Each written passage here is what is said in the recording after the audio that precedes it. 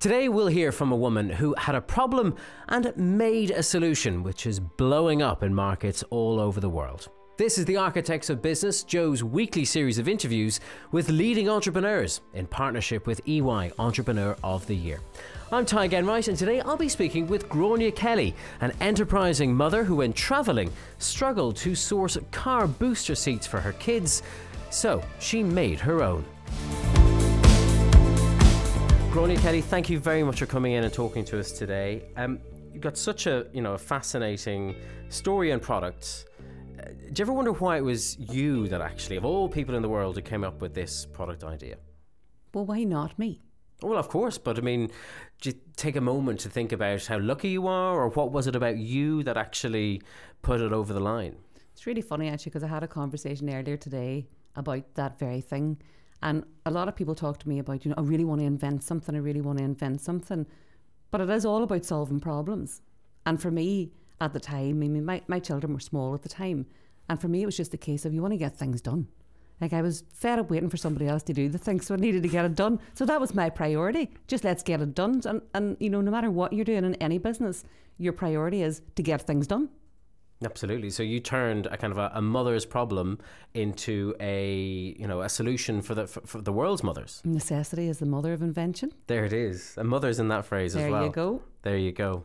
So you thought you came up with a brainwave about an inflatable booster seat for kids in cars, and you realised then that actually nobody else has done this. Could you be sure that actually you were the first person that actually thought of it, and it just took somebody like you to work hard and push it over the line? Well, what happened was I went to the car rental desk and they kept telling me they didn't have a car booster seat when I was standing with my two children, even though I'd pre-booked it in advance. But they said to me that they had no space to store them. And for me, I said, well, why didn't you have an inflatable one? And normally people would come back from their trip and go about their everyday business. But I came back and said, no, I'm ringing the crash test lab to try and find out why nobody has ever invented an inflatable car seat. And I rang them and they just said it can't be done. And I said, what do you mean it can't be done? Like, everything, you can't say can't. My daddy always told me there's no such word as canny. So for me, that was really, really important. And I said, what do you mean it can't be done? And they said, well, for an inflatable seat, it has to be crash tested in the worst possible case scenario. And I said, right, okay. So they gave me a list of all the things, all the requirements that it needed to meet. And I said, look, I'm not an engineer. I need you to speak to me like a 3-year-old, because I'm not an engineer. Mm-hmm. And I think when I was so transparent with them, explaining that I didn't know, and it put that vulnerability on the table as well, I think that's why they were a lot more helpful with me. And I set about solving each and every one of the issues that they had raised for me. And the main one was that it had to be crash tested in the deflated state. So then I thought about, those camping cushions that when you get a puncture, you can't get the air out of the damn things and you can't pack them away. And that was really the brainchild behind the Bubblebum, was the camping cushions. Wow.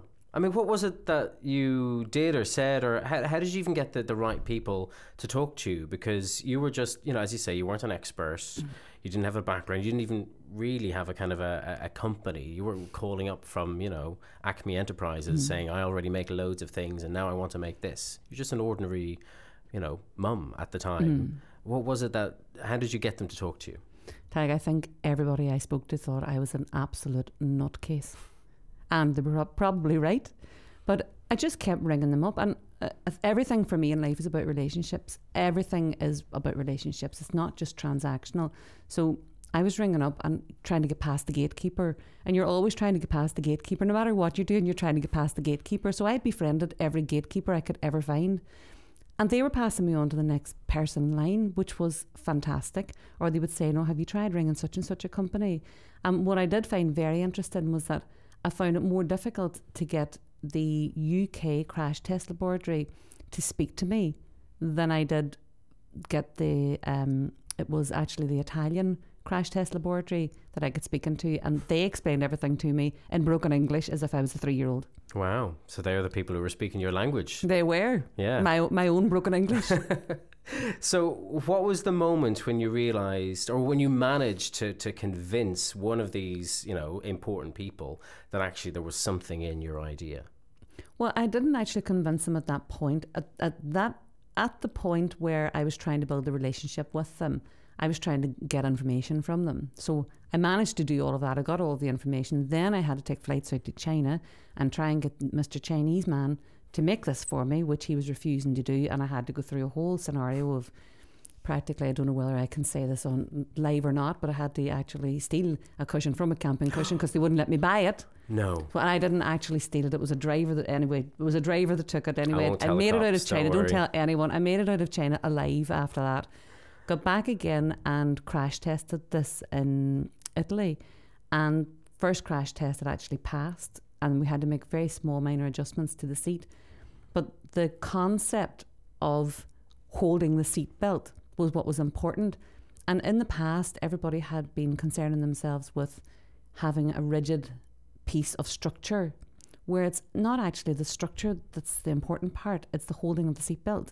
So, you know, a lot of engineers look at it from an engineering standpoint, and I was looking at it from a totally out of the box standpoint, but still solving the same problem. Who was the ultimate person you had to convince? The retailer and the consumer. At the end of the day, I had to get people to believe. When they heard inflatable, they immediately thought beach ball. And a beach ball, you wouldn't want your child, like, you're not going to throw it to them in the water if they're drowning. You're going to try and get them a life vest instead. So we had to get people to think life vest, not beach ball, whenever they thought about an inflatable car seat. So convincing the consumer was actually probably the most difficult part.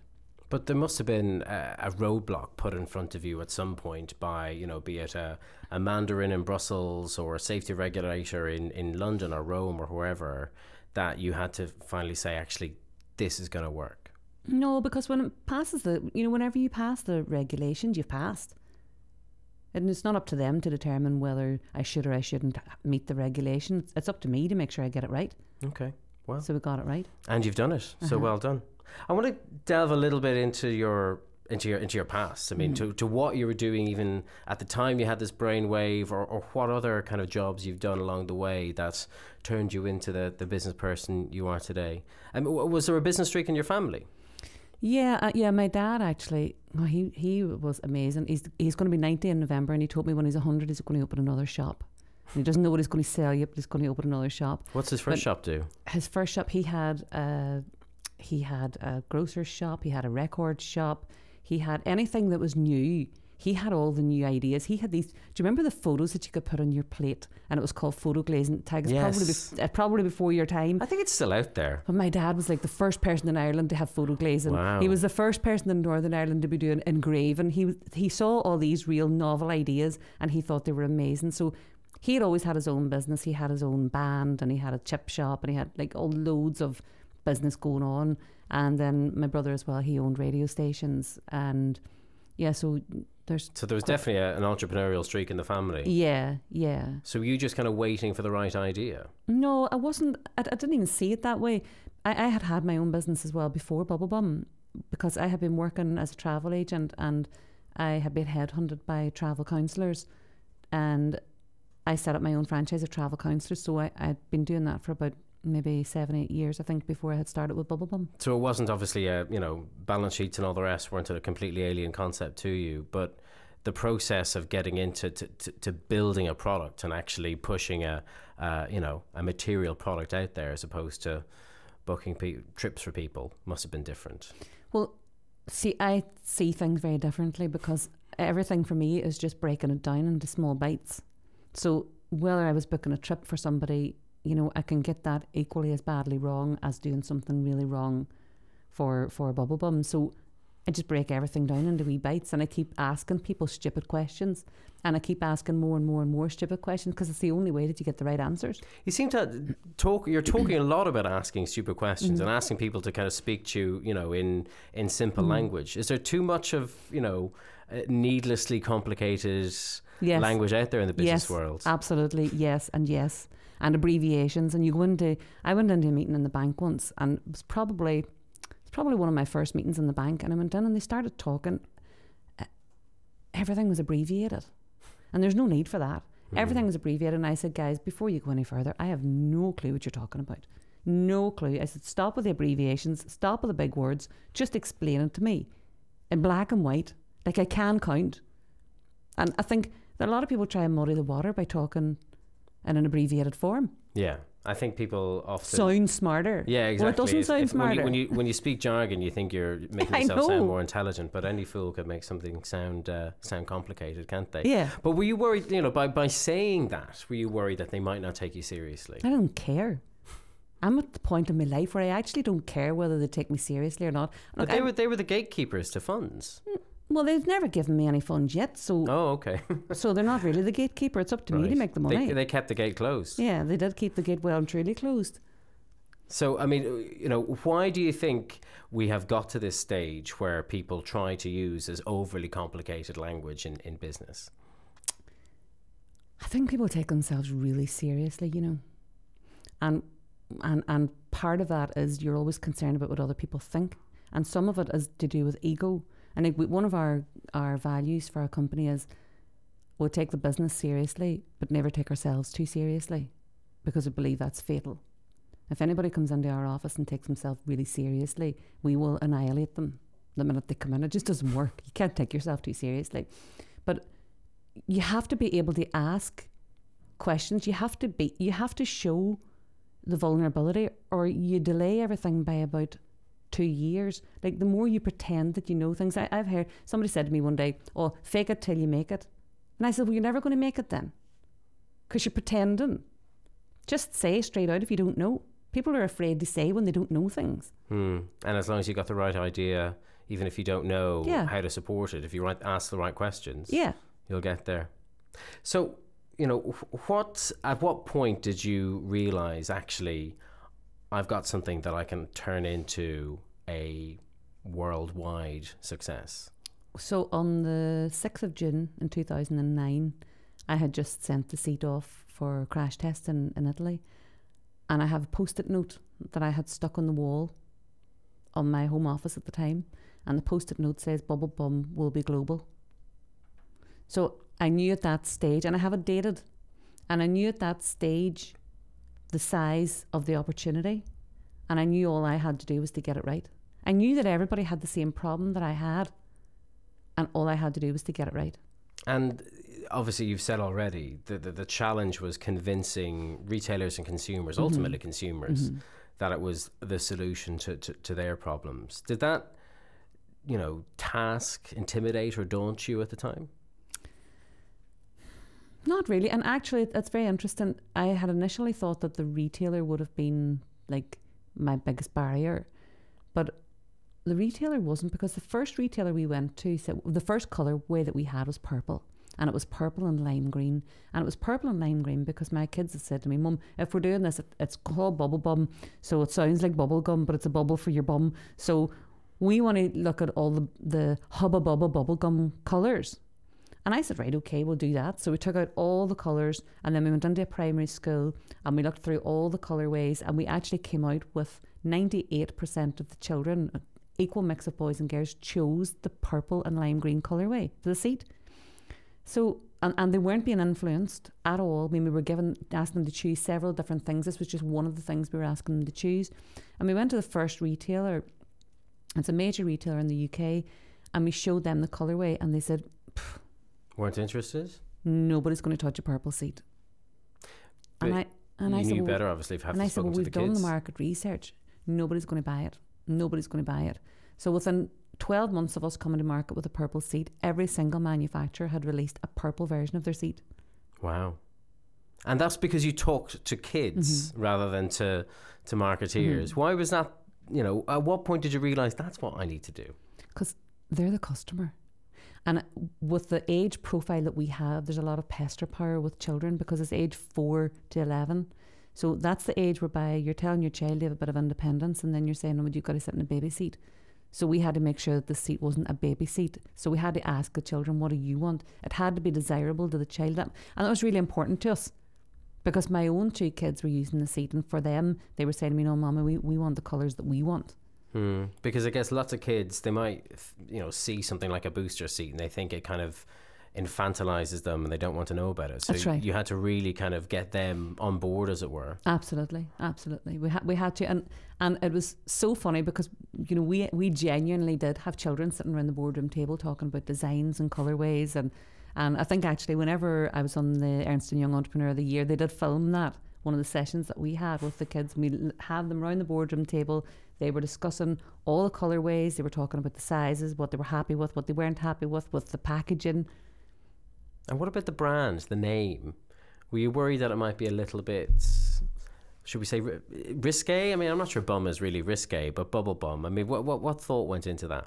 Well, everybody said to me, well, that might be all right for Ireland, you know, but you can never use that in England. And I said, well, I'll use it in England because the children will think it's very funny. Their mums and dads might be a bit mad at me for creating that name, but the kids will love it, and they will remember it. So then I was at a trade show in America, sorry, not in America, I was at a trade show in Germany. And I had so many people saying to me, you've got to change that name. You can't take that to America. There's no way you can release that name in America. It means something completely different. You can't do it. And I said, right, okay. And I was actually living in America at the time. And these two American guys came over and they said to me, they took such a fiddle laughing. And I said, what are you laughing at? And they said, we're laughing at the name. I said, isn't it great? Isn't it great? Isn't it the best you've ever heard? And they said, it actually is the best you ever heard. And I said, well, tell me about that, because people are telling me that we shouldn't use this name in America. And they said, don't overthink it. The Americans are not stupid either, despite what people say. Do you think a lot of businesses listen too much to naysayers like that? To the people who told you not to make it colour purple or to call it Bubblebum? Absolutely. And I have a bit of a problem with that, and that I have no filter. So it just comes straight out. And then from a marketing perspective, I have to have somebody oversee from a marketing perspective what I would put out there, because what I would put out isn't always necessarily acceptable, and what we do has got to always be acceptably unusual. Like, for example, we were doing trade shows and I wanted to get t-shirts printed, and the t-shirts I wanted printed, because Bubblebum is all about size, I wanted the t-shirts to say, does my Bubblebum look big in this? Because the Bubblebum comes in a small bag. It's the whole point of the seat. And my American representative at the time, she said to me, you can't do that. You know how we feel in America about size, and you can't talk. And I said, I'm talking about the seat. So we got badges made. Does my Bubblebum look big in this? Wow. And I swear to God, everybody loved them. They loved them. And that was the start of that chapter. Yeah. But I mean, when it comes to something that's as serious though as you know, a product that's designed to save a child's life in the event of a car accident, were you worried that kind of going down the cheeky, whimsical path might not be the right one? Not really, because you still have to, I mean, you have to have the stamp of approval. You still have to meet all the same regulatory requirements, you know. I think it differentiates us in the marketplace. We're not a faceless brand. You know, the other brands that are out there, they're all mega brands. We will never be a faceless brand. Because yours has so much personality built into it. And it's really important to us, and it's really important to the whole team. Where did you get that kind of courage to stick with your guns and actually not listen to all those negative voices? I think I was brought up like that, you know. I think I was brought up, even from when I was at school. Now, I had the scariest math teacher in the world. She was scary now. And she said she used to humiliate me in the class. And I was doing math A-level at the time. And she said to me, you know, first of all, she had totally mortified me in front of the class. And I went home and I said, right, Mum, I'm not staying in that math class. Can I leave her class if I go and do maths at the tech night instead? And she says, you're not leaving maths. You have to do real subjects, because I was doing art as well, which wasn't real. She says, you have to do real subjects. You can't leave it. And I said, right, okay, I'll do maths, but I'm going to do it in the tech. So I did the BTEC Maths Level 4, which was the step above her A level that I was doing. And I got a distinction in it. And I came back into the class. First of all, when I told her I was leaving the class, she stood me up in front of the class and she said, take a look at this girl. Yeah, I hope she's watching this today. Honest to God. Take a look at this girl. She's a waste of a brilliant brain. Well, she humiliated me in front of the class. Just take a look at her. An absolute waste. So I came in at the end of the year with my distinction, and I said to her, I just wanted to show you that you're the reason that I wasn't doing well in your class. Because I think my parents always empowered us. There were 7 of us in our house, and you had to eat fast, you know. So they always empowered us to think for ourselves. My daddy used to say to me, work it out. And you did? They wouldn't give you a solution for things. He would say, work it out. What did the teacher say when you went back to her? Sure, what could she say to that? She couldn't say too much. Was she something like someone out of Dairy Girls? No, I was at school in Strabane. But Dairy Girls, don't say a word about Dairy Girls. That's my favourite programme. Oh, I love it. I love it. Who's your And favourite it's real. character? It is real, I by can the way. believe it. I can believe it. It is real. Well, Ryder's from Derry, isn't she? I think so. Yeah. I think so. But it is genuinely real. That's the way it was when I was at school. Is there a cheekier streak in Derry? Is that where you get it from? Maybe. Are you saying I'm cheeky? Yeah. I'm going to put that out there. Breaking me to the bone there in front of everybody. I'm detecting a bit of cheek, and there's a kind of a cheekiness to the I'm system. mortified Not now. taking no for an answer. Oh, come on, I'm not like your teacher. I'm mortified now. I don't want you to be mortified. I'll not cry. I promise I'll not cry. That's good. I mean, do you think there's a kind of an irreverence or a cheekiness to the the Derry personality that's helped you get to where you are? I think so. And do you know this? In Derry, there seems to be this, like everybody in Derry has got this startup mode for themselves. You talk about people being entrepreneurs. Like even the splinter groups in Derry have splinter groups. Do you know? Because there's so many born leaders. But there's so many born leaders. And if it could all be channeled into the right way, like Derry's full of amazing people. It really is. Do they get enough attention in the kind of the power struggle that there is in the north? From attention from who? Well, just attention from the system. I mean, you say there's lots of great leaders in Derry, and then you look at the political leadership that there is in the north right now, and there's not much leadership. Exactly. The lack thereof, the vacuum. Yeah. I don't know a great deal about politics. All I know is that apparently we don't have any at the minute. Do you try and stay out of it? I made a point when I was growing up, and I have made the point, and anyone who knows me will know that it's true, that I don't know anything about politics, absolutely nothing. And I just want to be on a need-to-know basis when it comes to politics, because most of it's lies. And there's a lot of grandstanding. And it's all opinion. Yeah. Somebody asked me, would I come along to a Brexit meeting? And I said, oh my God, what have you heard? And they said, we want to talk about what's going to happen in Brexit. I said, have you got a crystal ball? Tell me you're bringing the crystal ball. And they said, no, we've got some ideas. And I said, how can you have ideas? Nobody has a clue. Like, it's a load of rubbish. What are you wasting your hours going for? But do you think are the politicians down here much better when you got the likes of, shall we say, certain rural TDs standing up in the Dáil and trying to filibuster road safety legislation? I don't know anything about that.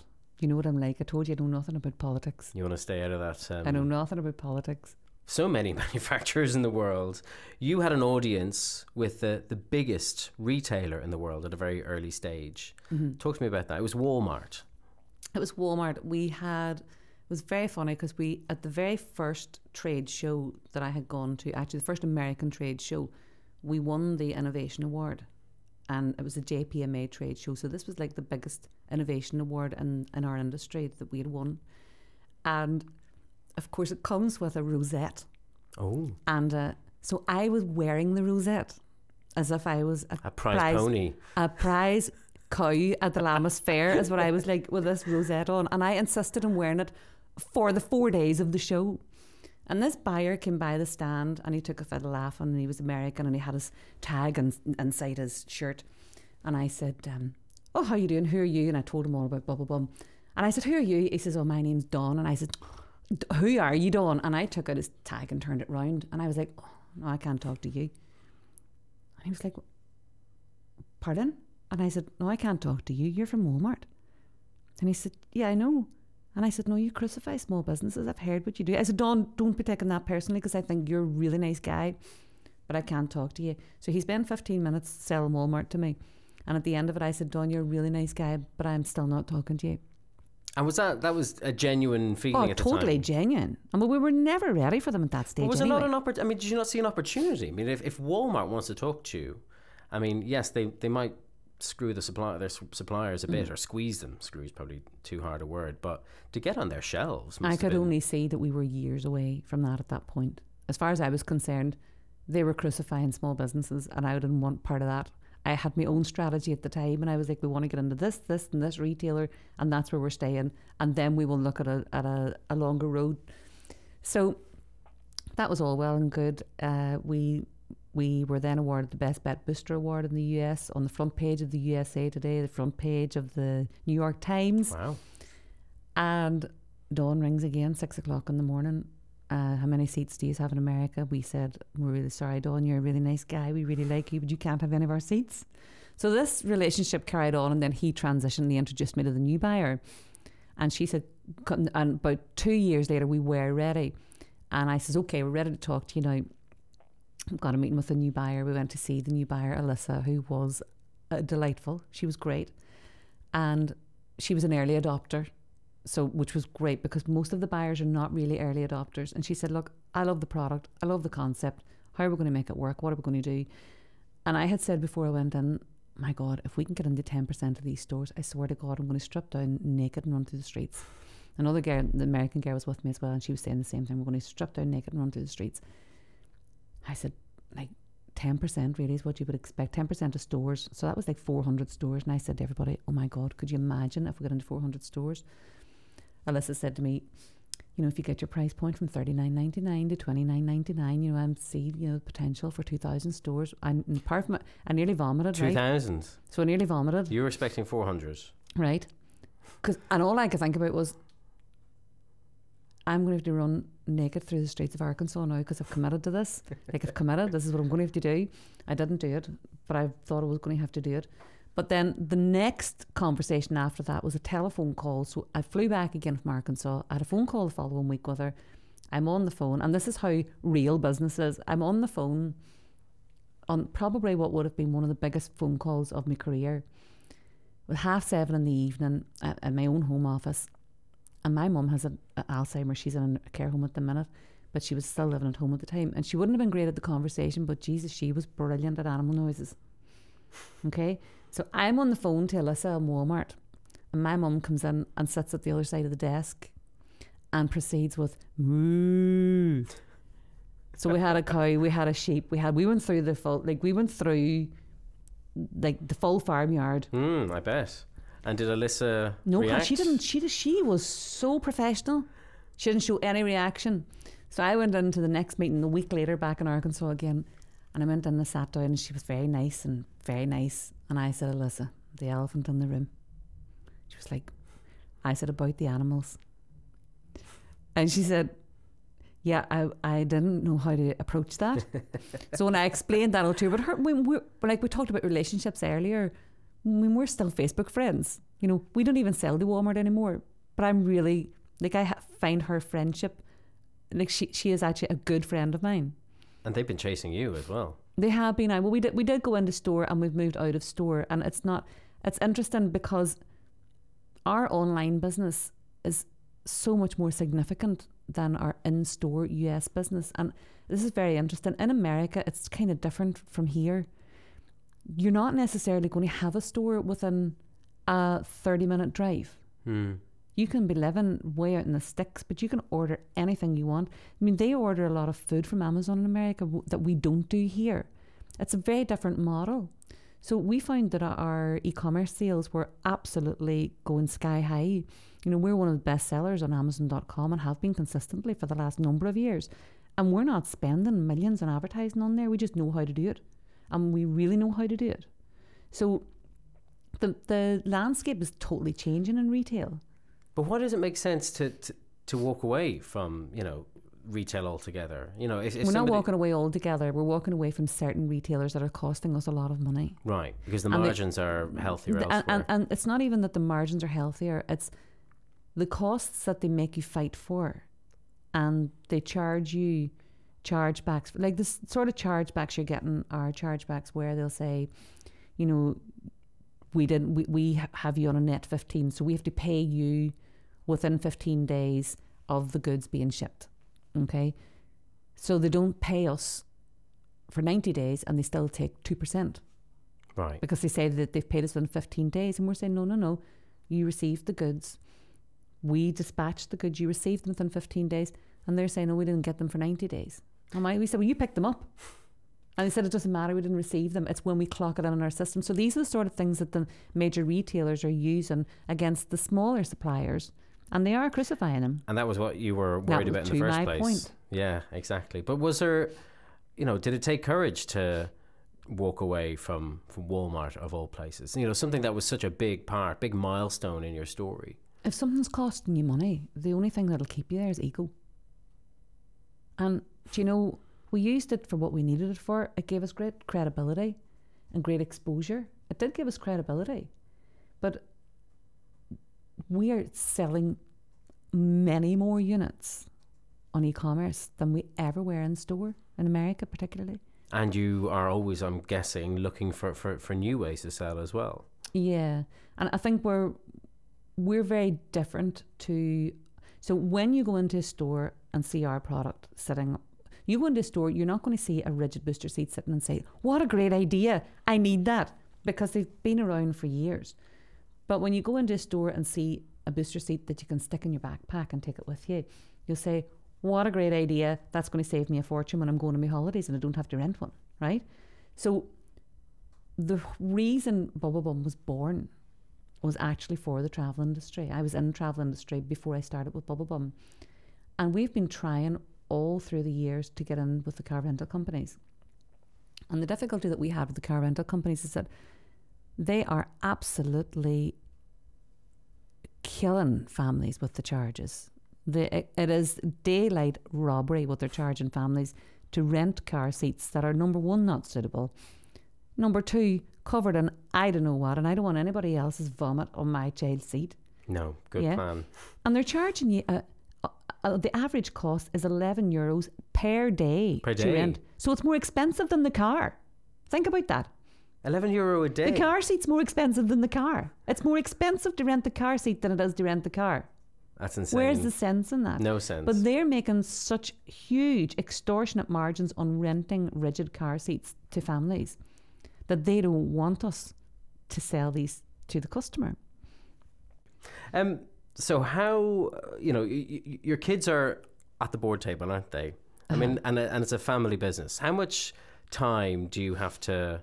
Do you sacrifice more time than an average mother, do you think, to commit to the business? I certainly have done over the past 8 years. I certainly have sacrificed more time. And then 2 years ago, so I had been doing a lot of travelling. And when I say a lot of travelling, I was probably in America every month, and then I might have had a flight to China in between, and then back and forth to the UK, and then up and down from Derry to Dublin. So that was a significant amount of travelling. And I had noticed that I was really exhausted, and I kept thinking, you're really lazy. I was like, you're so lazy. Pull yourself together, woman. Come on. Other people do this. Just pull yourself together. Turned out anyway that I had to have heart surgery done. It was nothing to do with being lazy at all. Oh, wow. Imagine that. So I had that all done, and honest to God, everybody should do it. It was the best thing ever. Heart surgery? Aye. But it was easy. They just went down and burned out a couple of bits. It was great. But I'll tell you what was so great. Afterwards, I realised that I wasn't lazy at all. That I was just tired with that. And I made the decision at that time that I was going to reduce my travel. And last year I said I was going to reduce it by 50%, and I reduced it by 90%. And how do you manage without doing that? I mean, is there anything you're sacrificing by not travelling? Not really, actually. Probably some of the PR in America I've had to sacrifice. Some of the TV opportunities that I've been given in America I've had to sacrifice. But, we're growing. And we're growing everywhere. We had a phone call yesterday from one of our major e-commerce partners, and they've come back to us to say that we're growing beyond any other product in the category, which is significant. So, I mean, at this stage, you've got the critical mass so that the product is to a certain is selling itself, and it requires perhaps a little bit less of growing you. Yeah, it requires less of me physically. Yeah. But everything can be done remotely now, and we do, everything is Skype and video conferencing now. Do you have anyone else in the company who's as much or as good as an ambassador as you are yourself? Oh, they all are. Everybody is. Everybody in our company are. Some of them are better ambassadors than me. They really are. And how do you find them? How do you rate them when you, seek new personnel? First thing that we do when they come for their interview is we give them a list of our vision and values, and we ask them to read the vision and values. And first question I'll ask them is, do you feel that you can follow these? Because those are our rules. Things like, don't say what you don't want other people to hear, all those types of things. Don't write what you don't want other people to read. It's how we communicate with each other is really, really important. And I'm not prepared to bring somebody into our team that's going to upset the apple cart. I mean, it strikes me, it seems like you've got a very distinctive corporate company culture that reflects probably your own personality. I mean, do you find a lot of applicants are, you know, straight out of MBA school or whatever and are a bit too straight-laced for you? No, what I do find is though people who are coming from a corporate background, it takes them a wee while to come around. Because typically when you're coming out of a corporate background, going into a more entrepreneurial business, you've had a whole team behind you. And what I've discovered is that a lot of people were coming to me for job interviews and saying, oh, I did this and I did this and I did this. And then it turned out that it was, we did this and we did this. And I said, no, did you do it or did the royal we do it? Who did it? And it turned out that a lot of the things that they had done, they actually hadn't done because they had a team. So when you come in to work in a much more entrepreneurial business, I think you get a much better, you get a much more varied level of experience. But you also still get the structure that you'll get within a corporate entity, but you do more and you learn more.